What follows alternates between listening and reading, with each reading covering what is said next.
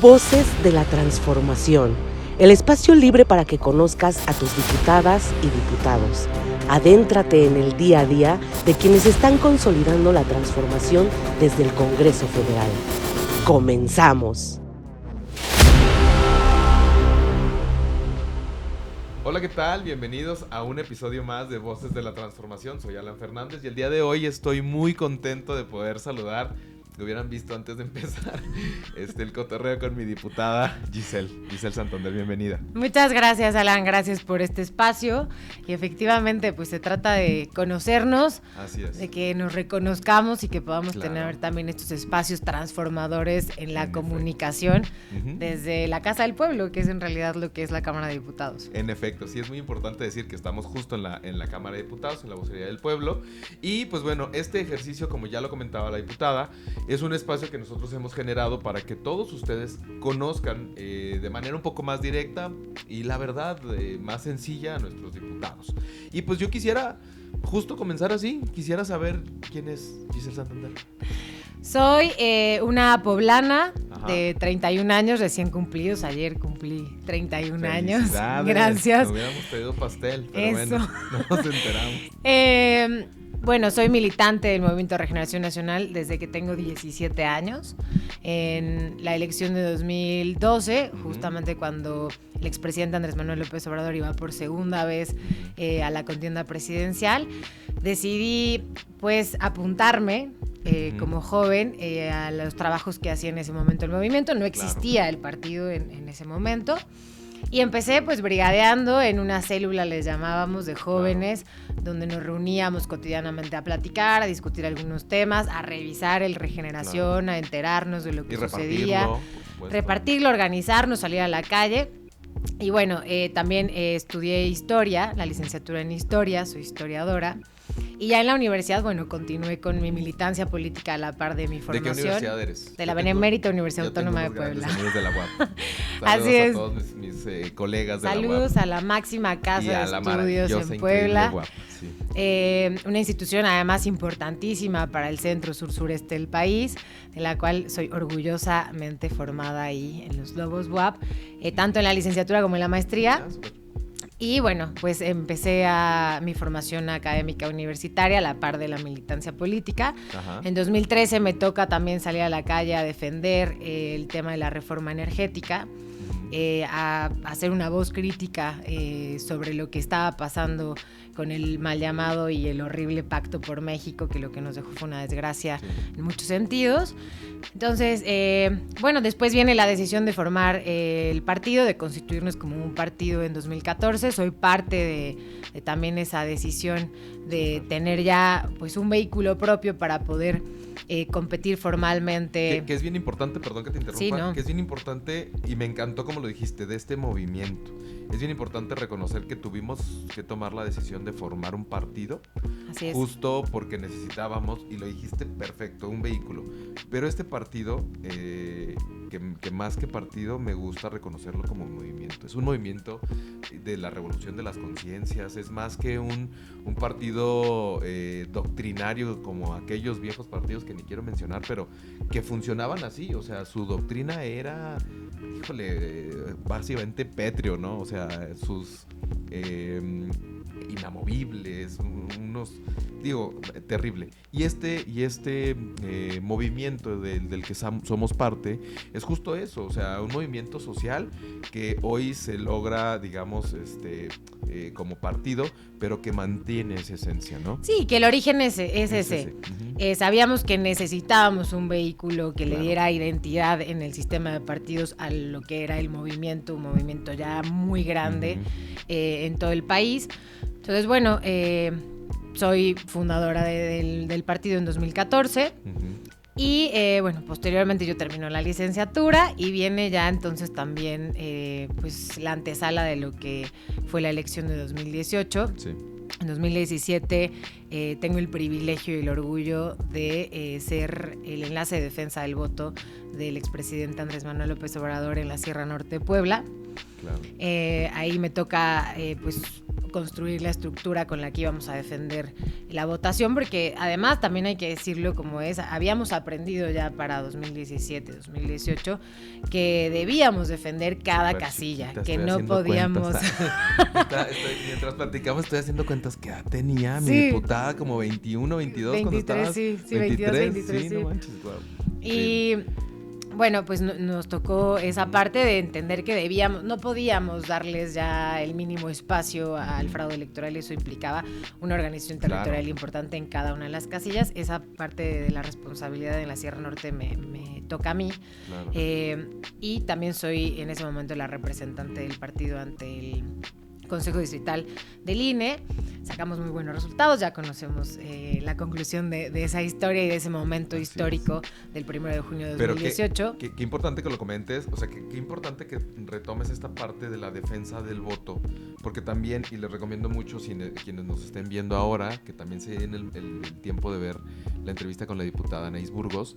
Ella dice, a ver, yo me enfermé tanto con la defensa del voto que en 2018 cuando dijeron que aplanamos, yo no me la creía. Yo estaba ahí, mis actas, quiero ver el presidente festejando y yo enferma viendo que no me robaran un solo voto. Bueno, justo... porque veníamos de otros dos procesos que ya había sucedido con toda la paz del universo, ¿no? No, justo te puedo contar la anécdota ese día. Yo estaba en la cabecera distrital, que es Huauchinango, un municipio en la Sierra Norte de Puebla, y yo escuchaba que ya en la calle, o sea, la gente estaba celebrando, había gente en la calle... aplaudiendo, pasaban con los coches tocando el claxon, sí, ¿no? La cuarta y yo justo, o sea, decía, no, a ver, esto no se termina hasta lo último, ¿no? Porque ya veníamos de dos experiencias en donde estábamos muy cerca, en donde estábamos celebrando, en donde no. Entonces, también nos formamos con ese temple de decir, no, a ver, esto se termina hasta que se termina y también el tramo de responsabilidad que teníamos, pues era mucho. Entonces, yo me tocaba estar en este distrito, además que es muy complejo por las distancias, por los caminos, por la falta de señal. Entonces, comunicarnos con nuestros representantes de casilla, con nuestros representantes generales, pues implica pues un problema, ¿no? Porque no podemos tener en tiempo real muchas zonas identificadas, ¿no? Entonces, yo decía, no, a ver, hasta que yo no tenga la última acta, yo no me levanto de aquí. Pero así se me fueron 2 días. En donde, pues, sin dormir, ¿no? Porque además te van llegando las actas a cuentagotas por las distancias entre los municipios, en la madrugada, al otro día, en la tarde. Entonces, te pierdes la noción del tiempo. Todo el mundo ya estaba en la fiesta y nosotros seguíamos pues, metidos en lo que nos tocaba. Después viene, además, el reconteo en los consejos distritales. O sea, no se termina a las 8 de la noche el día de la votación. Se termina hasta el reconteo en los consejos distritales y ahí nos tocó estar defendiendo hasta el último momento en que llevábamos una ventaja avasalladora. Seguíamos peleando cada voto, ¿no? La diputada Anaís nos decía, me dice, en 2012, desafortunadamente nos fuimos a dormir y despertamos ganados y nos despertamos con la noticia de que nos habían dado la vuelta y ganó Felipe Calderón. Sí, justo. Entonces, o sea, esa cura de espantos estaba, pues. No, o sea, en 2012 yo estaba a las 4 de la mañana ahí siguiendo el PREP y que ya ganó Peña Nieto, pero ¿cómo? Pero yo sabía que donde en ese momento yo estaba no habían terminado los conteos en las casillas, entonces era, no, a ver, espérense. Entonces, como ya teníamos justamente esas experiencias, 2018 fue así. Pero bueno, afortunadamente sabemos cuál fue la conclusión en beneficio de todos y de todas.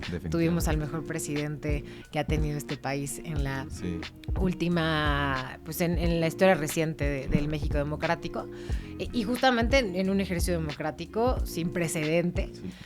Entonces, votados en la historia, todo histórico. Me da mucha risa porque también platicábamos con otra diputada, decía, es que dicen que todo es histórico. Justo la diputada Rosario, también poblana, decía, pues luego me da risa porque luego dicen que según ellos todo es histórico. Pues claro, nunca fuimos la base importante de la tónica, la discusión. Pues claro que hoy todo es histórico y es real, ¿no? Y es que, a ver, yo también un poco cuando encontramos gente que no está a favor de la transformación o que es gente crítica a la figura del presidente, yo les digo, puedes estar a favor, en contra, tener tu punto de opinión súper respetable, porque además vivimos en un país democrático. Así es. Pero nadie puede negar que hay un antes y un después presidente Andrés Manuel López Obrador. Hay un antes y un después en la vida pública del país, de que naciera el Movimiento de Regeneración Nacional, que hoy es además el movimiento social más importante en Latinoamérica y en el mundo, hablando de las izquierdas. Sí, claro, y un gran liderazgo mundial. A ver, Totalmente. La presidenta se ha vuelto noticia para bien en el mundo entero. Y eso nos llena de orgullo como parte de la transformación. Y después de eso, después de 2018, 6 años después, vemos que llegamos a pedir otra vez pues la confianza, el voto de los ciudadanos, las ciudadanas, y nos encontramos con que hay todavía mucha mayor aceptación, porque es justamente un voto, ya no, yo lo decía mucho en el proceso electoral, ya no es un voto de confianza, son votos de garantía porque se cumplió. Claro. Y claro que vuelve a ser histórico porque vemos llegar además a la primera mujer a la presidencia de la República. Entonces, claro que estamos haciendo historia constantemente. Estamos marcando una era en la política de nuestro país. Nos da mucho orgullo que en el corto tiempo que lleva la presidenta ejerciendo el cargo, justo somos noticia internacional y nos llena de orgullo porque lo está haciendo extraordinariamente bien, ¿no? Entonces, la mayoría calificada que tenemos en el Poder Legislativo tampoco es una coincidencia, una casualidad. Claro. Es parte de un trabajo y de un proyecto que no es de ayer ni de hace 6 años. A mí me da un montón, no sé, es que ya no sé, a veces no sé ni cómo decirlo. Coraje, pero luego me da risa, luego digo, es que de veras, a ver, y lo quiero decir con respeto, pues porque tampoco fue precisamente fácil, pero la presidencia sabíamos que la teníamos. Y si tú te acuerdas, parte de la gran narrativa de la campaña era, a ver, necesitamos mayorías en las cámaras. O sea, el plan C no es precisamente que gane Claudia, porque eso ya estaba. No es un conjunto. Exacto, es llegar completamente acuerpados para que podamos hacer los cambios que necesita este país. Sí, y la gente lo tenía muy claro. Dicen, ¿cuáles mayorías? Y sus mayorías artificiales, digo, con mucho respeto, pero carnal, o sea, de veras no estabas en México cuando o sea, en 2024 en la elección, y es más, y en la campaña, no estabas en México. Fue parte de nuestro discurso y de la narrativa. Necesitábamos ganar, no solo por ganar, porque eso, digamos que ya estaba como, pues las métricas nos daban un triunfo desde el inicio. Me refiero, necesitábamos tener esta gran mayoría que hoy tenemos. No es artificial, no nos lo sacamos de la manga. Los ciudadanos mexicanos nos dieron esa confianza. Y la gente lo entiende muy bien. Digo, nosotros que hacemos mucho territorio de mucho tiempo atrás, caminando, después de 2021 y la elección intermedia, la gente nos decía, pero es que ¿por qué no se concreta esto? Pero porque le decíamos, justo porque perdimos la mayoría calificada. Porque no tenemos esa garantía para que el presidente tenga ese respaldo en el Poder Legislativo. Claro. Y entonces, en este proceso, la gente lo tenía muy interiorizado y estaban muy conscientes de que era justo esa parte para armar el rompecabezas y que ella y la doctora tuviera el respaldo contundente para seguir transformando al país con las reglas del juego que tenemos y que todos aceptamos a la hora de entrarle, ¿no? Totalmente de acuerdo. Entonces, mayoría calificada artificial, bueno, nos da mucha risa porque además si viviéramos una democracia distinta en donde el Parlamento se compusiera de manera directa, tendríamos todavía mucha más mayoría. Exacto, sí, una mayor. Sí, porque ganamos de manera directa 85% de los distritos, claro. Entonces tendríamos todavía un número mayor de legisladores. Ahí sí habría una representación la cual, en tratándose de reglas del juego, seguimos a cabalidad. Correcto. Entonces, bueno, regresando un poco a esta historia, me toca esa parte y después, terminando el proceso electoral de 2018, me invitan a ser parte del proceso de transición del gobierno federal. Wow. Y bueno, me toca caminar al lado de una gran mujer, Leticia Ánimas, que fue la coordinadora del programa de becas para el bienestar Benito Juárez. Entonces, yo me integro al equipo de Leti, y al lado de ella pues veo nacer este gran programa que ahora pues ha marcado una parte importante de la transformación para nuestros jóvenes. Claro. Y es otra cosa que yo digo mucho en territorio, sean conscientes de que son la primera generación en la historia de este país que estudió la preparatoria con una beca sin más por medio, ¿no? Y qué bueno que lo dices. Y la verdad es que yo sueno a veces como disco rayado, pero cuando escucho este tipo de ejemplos, sí le quiero decir a las nuevas generaciones, esto no existía. Justo. A ver, sí es su derecho y sí les suplicamos que lo aprovechen, que lo utilicen y que lo hagan también pues para bien, pero que entiendan que eso no existía. A nosotros nos tocó la prepa y a todos, a nuestros abuelos y a nuestros bisabuelos, y a todo el mundo. Sí, y con un nivel de discriminación, porque recuerdo que había becas, las famosas becas de aprovechamiento. Sí. Pues eran un absurdo, o sea, ¿cómo crees que el niño, continuamos abriendo la brecha de desigualdad, ¿no? Exacto, solamente el que ya tiene una buena calificación, ¿no? Y el otro se seguía rezagando. Cuando las condiciones materiales de toda la gente que son completamente distintas. Sí, la realidad es todo. Con hambre, con violencia, con hacinamiento, con 1000 cosas encima. No puedes estudiantes que además trabajaban antes de llegar a la escuela. Justo, sí, totalmente de acuerdo. Entonces, bueno, veo nacer este programa al lado de Leti Ánimas, que extrañamos mucho. Y ahora, después de eso, me invitan a ser subsecretaria de Bienestar en el estado de Puebla. Wow. Tenía 24 años, fui muy joven. Sí. Esa es otra. También a los jóvenes de verdad se puede. Los ejemplos están acá. Sí, y digo, hablar de esto para los jóvenes también es un ejercicio importante para nosotros y quienes a lo mejor estamos muy inerciados en el tema del movimiento. Uh-huh. El que sí sepamos que, a ver, quien hace 6 años, cuando el expresidente inició su sexenio, uh-huh, tenían 12 años y para 2024 tenían 18 y ya votaban, ¿no? Entonces, claro, ellos no vivieron ese proceso como el resto, en donde entendemos y podemos tener esta diferenciación de alguna forma de que estos derechos, claro que son para todos y para todas, pero son derechos ganados de una lucha de muchísimo tiempo atrás, y que costó vidas y que costó esfuerzos extraordinarios y justamente inestabilidad política durante un periodo importante.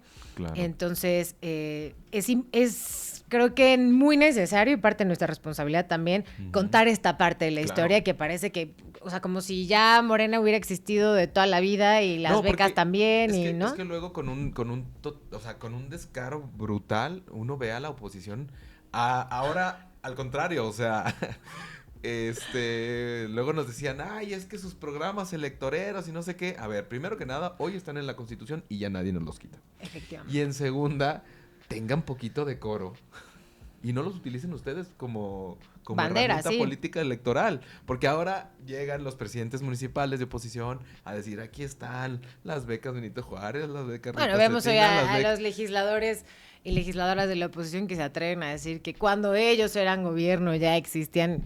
Yo les pregunto, cuéntenos, pero ¿cómo existían? Sí, ¿de qué manera clasista, racista, electorera ese recurso llegaba y se destinaba a un grupo de población, ¿no? Un montón de risa. No, la gente a ver, hombres, mujeres en este país lo vivieron y lo saben. Sí, exacto. Y ese es el espíritu y el respaldo que tiene el movimiento, ¿no? El que el pueblo de México despertó hace mucho, el que también hemos visto el cambio sustantivo y sustancial en la forma de gobernar. Y bueno, pues en este trayecto a mí me tocó formarme, claro, ¿no? Justamente también como joven, tomar espacios de decisión, en donde pues se puede contribuir, y también es otro llamado a los jóvenes, el que en ningún momento deben pensar que no es importante involucrarse. Claro.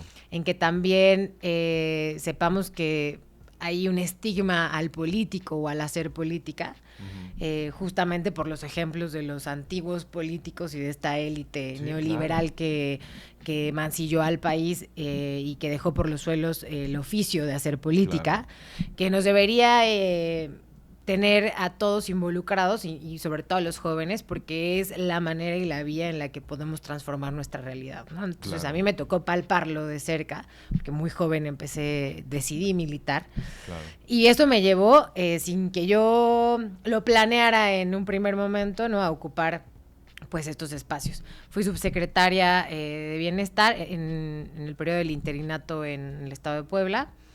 Y después de eso, bueno, decidí también regresar a mi actividad académica, hice mi maestría en el Instituto de Ciencias Sociales y Humanidades Alfonso Vélez Pliego, también de la UAP. Formar también una familia, tengo un hijo de 3 años y medio. Ay, qué bonito. Y saludos a la familia. Saludos a Nicolás y a Auriel. Y ahora, bueno, después de eso me integro también como directora del Instituto de la Juventud del municipio de Puebla. Y bueno, viene ya acercándose también el proceso interno y el camino que íbamos a labrar hacia el proceso electoral de 2024. Entonces, bueno, me integro de manera importante a apoyar y a respaldar la candidatura de la presidenta, de la hoy presidenta de la República, Claudia Sheinbaum. Y bueno, ya en el proceso interno, las encuestas y las mediciones que hace el partido, las mesas también en donde se evalúa, ¿no? la competitividad de los perfiles, de quienes también alzamos la mano para participar, se decide en consenso que contienda por el Distrito 1 de Puebla, con cabecera en Huachinango, en donde había sido enlace de defensa del voto y en donde además también soy consejera estatal y consejera nacional del partido. Y bueno, pues el resultado es que, como en todo el país, ganamos de manera contundente con el apoyo de todos y todas. Se hizo un gran equipo, además, creo que en todos los distritos federales. Y ahora, bueno, pues me toca representar a las y los poblanos en la Cámara de Diputados, con mucho orgullo, con mucha responsabilidad y muy consciente del momento histórico, sí, que estamos viviendo, respaldando las decisiones en todo momento que toma la presidenta de la República en beneficio de todos. Y yo ahora con esto que comentas, sí quisiera entrar entonces porque ya nos contaste quién eres, de dónde vienes, cuál es tu digamos, back en el tema político. Me gustaría muchísimo ahora preguntarte, diputada, ¿cuál es la agenda de Giselle? O sea, lo digo siempre de esta manera, ¿qué intereses personales llevas al plano público? Como te platiqué y digo, allá afuera se sabe, soy una mujer joven militante de este gran movimiento. Soy mamá, además, por lo que las infancias son parte también de mi agenda política, mi agenda legislativa, sobre todo en este momento, en la responsabilidad que tengo. El tema, obviamente, de las mujeres, porque aunque hemos ganado muchos espacios, falta todavía mucho por hacer. Sin embargo, en muchas comunidades sigue habiendo la venta de niñas, básicamente la esclavitud o esclavitudes modernas dependiendo de la zona. Sí, en general la violencia que vivimos todas en diferentes espacios, de diferentes maneras. No podemos decir tenemos presidenta, se acabó el problema de género. La realidad es que faltan muchas acciones por concretar. Muchas de las consignas de la lucha feminista están pendientes, pero sobre todo pues el tema sí de la violencia que se ejerce en contra de nosotras. También por eso es tan importante celebrar la reforma que aprobamos en el periodo pasado respecto a la igualdad sustantiva de género, que era importante, ¿no? Y que fue además la primera iniciativa que manda la presidenta ya una vez que toma el cargo. Entonces, bueno, vamos avanzando sí en esta trinchera, pero faltan muchas más y en eso pues soy parte del proceso, soy una aliada de la situación que vivimos las mujeres en todos los aspectos. El tema de las infancias es parte de mi agenda legislativa. Acabamos de presentar una iniciativa importante también para las infancias que están ahora en retorno respecto a las decisiones que se toman en migración con Donald Trump. Y bueno, en diferentes sectores que estamos ya desarrollando, ¿no? En diferentes puntos, pero que tienen que ver con las infancias, los espacios públicos para nuestros niños, porque tenemos que entender que no son en el futuro de nuestro país, son el presente, y que debemos también empezar a cambiar esa conciencia del mundo adulto en el que vivimos, ¿no? Esta es la casa del pueblo, no adulto, es la casa del pueblo para todos y todas, incluyendo a los niños, a las niñas, a nuestras infancias, donde tenemos que poner mucha atención, porque también son víctimas de la violencia que se vive en general, ¿no? Y muchas veces, pues son los niños, ¿no? No los tocamos, ¿no? Sí, justamente hay que evidenciar que están ahí y son ellos el presente de nuestro país. Es increíble darse cuenta de casos brutales como los de Oaxaca, donde hay, pues sí, distribución de material prohibido de niños, ¿no? O sea, híjole, qué bueno que saberte en esa agenda, la verdad. Así es. También, bueno, el tema de la agenda de cultura, por mi propia formación académica, es un tema importante. Además, también soy secretaria de de la Comisión de Vigilancia del Auditorio Superior de la Federación, un compromiso importantísimo con la rendición y la transparencia de las finanzas públicas en nuestro país en todos los niveles y en todos los organismos, no solamente los municipios y los gobiernos estatales que ejercen recurso público federal. Entonces ahí también estamos haciendo una labor importante. Esa es mi agenda legislativa, lo resumiré así porque Casi digo, nada. No, digo, se hacen muchas cosas en la Cámara de Diputados todos los días, además de que revisamos también lo que se turna a la Cámara por iniciativa del Ejecutivo, del Senado, ¿no? Tenemos enfrente también el tema de la reforma al Poder Judicial, un compromiso que yo creo que las y los diputados de esta legislatura tenemos pues muy, muy conscientes de la responsabilidad que también tenemos. La gran responsabilidad que tenemos frente a la decisión que tomamos conscientes y, ojo, con el respaldo del pueblo, porque además yo creo que fue el tema más polémico, más mediático, pero además el más dicho y comunicado en el proceso electoral a la gente. A nadie se le engañó, ¿no? Exacto. Por delante el plan se llevaba la reforma del Poder Judicial. Entonces, bueno, viviremos también el momento histórico del 1 de junio de 2025 de la primera elección extraordinaria. Entonces, digo, se hacen muchísimas cosas en la Cámara. En general, yo podría resumir así como mi agenda legislativa, los puntos más importantes. Y también aprovecharemos este espacio para irle contando a la gente ya con detalle qué estamos haciendo en materia legislativa. Pues me interesa muchísimo que después nos volvamos a ver para que ya seamos puntuales y me digas, mira, ahora sí, con el tema de niñez estamos impulsando esta ley, reforma, etcétera, porque la verdad es que, primero que nada, eres yo creo que la primera diputada que nos toca que dice, a ver, el tema de la niñez es mi agenda, ¿no? O parte importante de mi agenda, ¿no? Y me gustaría mucho que entráramos en materia con esto. No sé si tengas oportunidad en estos días de volvernos a ver. Sí, por favor. Que nos cuentes ahora de manera directa. A ver, mira, la propuesta es esta. Y decirle y que hablemos también de cifras y de la realidad que estamos viviendo y cómo desde el legislativo pues estamos haciendo la parte del camino que nos toca, ¿no? Entonces, además viene también una iniciativa muy importante de la presidenta que tiene que ver con el sistema de cuidados. Claro. Entonces ahí también pues estaremos dando esa batalla. Es importante que entre todos se construya pues la idea de entrar y transitar ya a un sistema de cuidados necesarísima para nuestro país en todos los sentidos. Claro, pues la verdad es que yo estoy enamorado de la plática.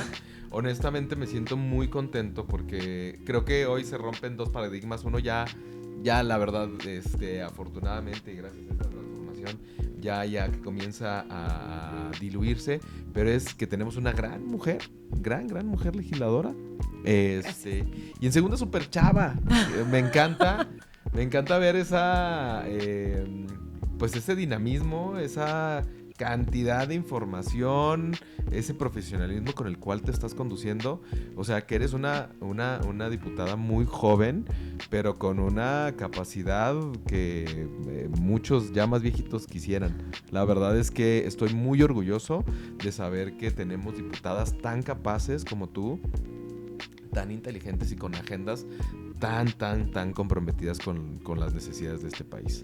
Oh, gracias. Y la verdad es que hay gente, compañeros, compañeras muy valiosas en el movimiento, que damos batallas desde diferentes trincheras, aspectos. Yo vengo también, represento hoy a un distrito con una herida muy profunda que tiene que ver con justamente el sexenio de Felipe Calderón, que es pues el decreto unilateral tomado en 2009 para la extinción de la compañía de luz y fuerza del centro, en donde de un día para otro 44,000 familias se quedaron sin empleo, que fue otra también de las deudas históricas que teníamos y que justamente en este periodo me tocó defender y hablar de la reforma en materia energética para garantizar otra vez la rectoría del Estado respecto pues a esta parte fundamental en la economía y en la productividad del país.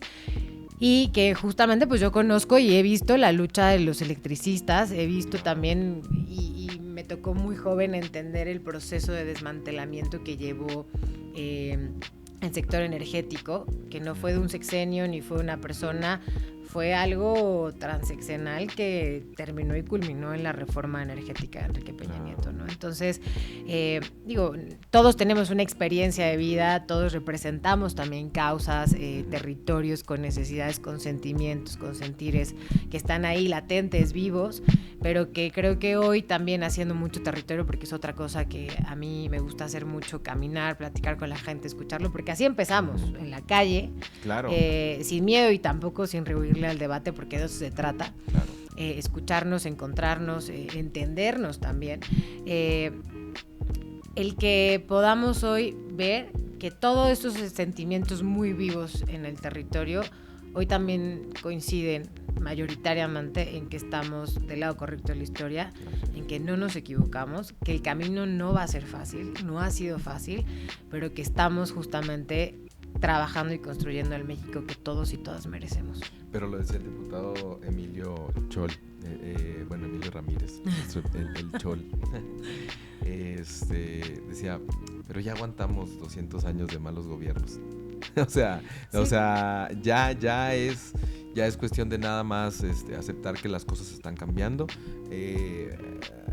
abrazar este cambio y entender que es para bien, ¿no? Sí, tener paciencia también. Vivimos en un país enorme, multicultural, con realidades muchas veces abismalmente distintas. Totalmente. En donde... De una cuadra a otra, o sea, es brutal. Sí, de un estado a otro, ¿no? Sí. De un municipio a otro. Insisto, de una calle a otra. Totalmente. Aquí hay una cerrada de casas de primer nivel y abajo gente que básicamente son aviadores y tienen chocitas hechas con lo que pueden y así viven. Así es. Y aparte en un hacinamiento horrible. Y después de 200 años de procesos muy complejos, sobre todo en los últimos 30 años de la vida moderna del país, en donde el neoliberalismo destruyó básicamente todo, sí. Pues volver a reconstruir y regenerar lo que significa México. Claro. Es complicado, lleva tiempo, pero estamos en eso. O sea, que lo más importante es saber que no nos estamos dando por vencidos, que todos y todas estamos trabajando, porque además es chamba de todos, no solamente el gobierno, no solamente el movimiento, no solamente quien milita, es justamente el entender que tenemos todos y todas que involucrarnos desde lo más chiquito hasta lo más grande y entender que lo que pasa en la vida pública del país no es ajeno a la vida de nadie. Así es. O sea, todo es un todo acá. Efectivamente. Y en efecto hay que entrarle con todo a lo que sigue. Yo la verdad insisto, o sea, retomo el tema, digo, qué paz, de verdad. Qué paz, qué tranquilidad. Saber que de verdad tenemos diputados, primero que nada, tan jóvenes y capaces. Gracias. ¿No? Y tan conscientes en sus manos, de saber que en sus manos recae el compromiso de que la cuarta transformación llegue a buen puerto. Y es por eso, porque somos mexicanos, mexicanas, ciudadanos, ciudadanas, pero también somos mamás, pero también somos hijos, pero también somos hermanos, esposos, esposas, compañeros, ¿no? Claro. Conocemos también a las víctimas también vivimos y sufrimos en este país de igual manera. De igual manera. Así claro. es. Híjole, estoy encantado. Ay, no, gracias. Querida diputada, mil gracias. No, gracias. Yo espero que nos veamos muy pronto. Yo creo que ya dejamos picada a la audiencia. Yo creo que van a querer volverte a escuchar un poco más de nuestra diputada Giselle.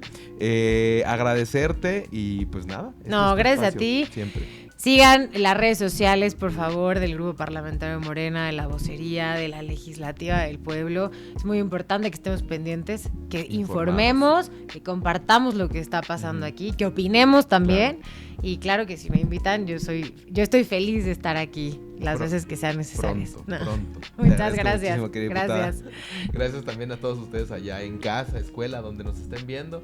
Esto es Voces de la Transformación. Muchísimas gracias. Voces de la Transformación,